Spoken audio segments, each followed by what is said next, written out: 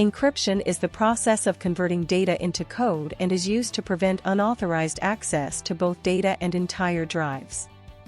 Encryption uses keys to lock and unlock the data, and both keys must be available for access.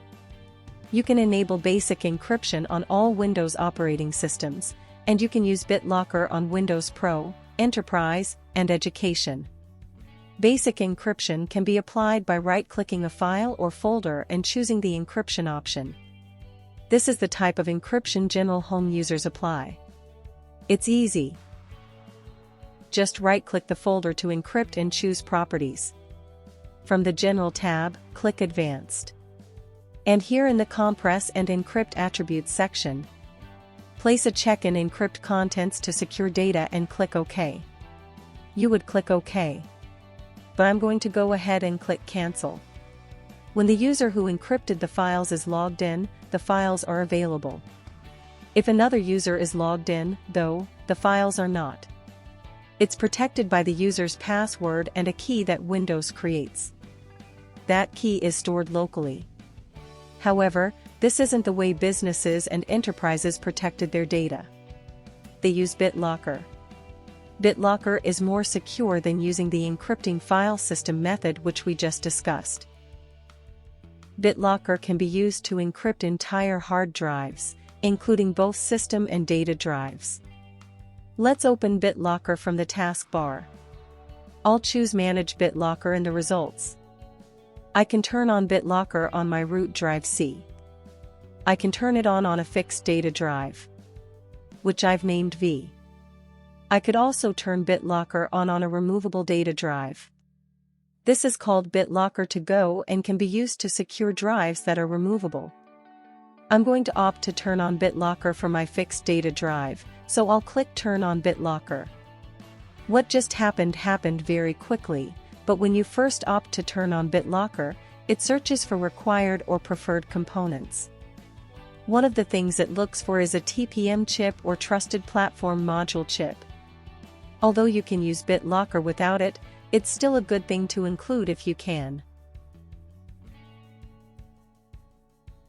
We have two choices for how we want to unlock this drive once we get BitLocker applied.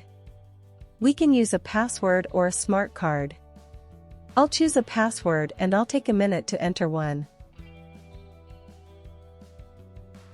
It has to meet complexity requirements, so pick a good one. Now I'll click Next.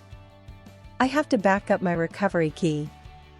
I can save that to my Microsoft account, to a USB flash drive, to a file, or I can print it.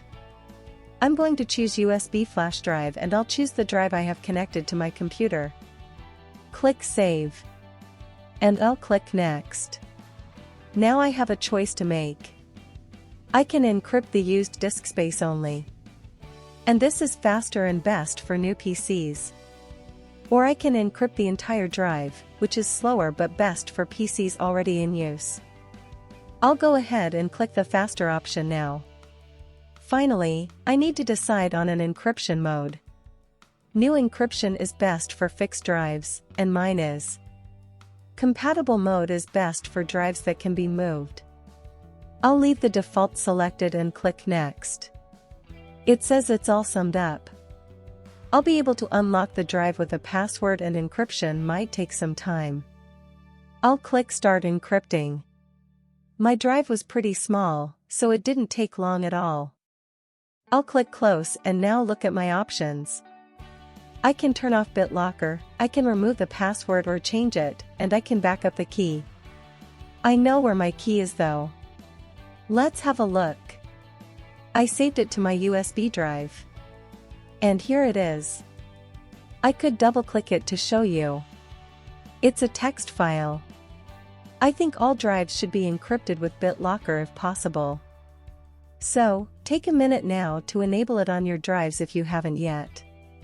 Having your drive encrypted will protect it from unauthorized users and will prevent access to the data on it even if someone removes the drive from your computer and installs it in another.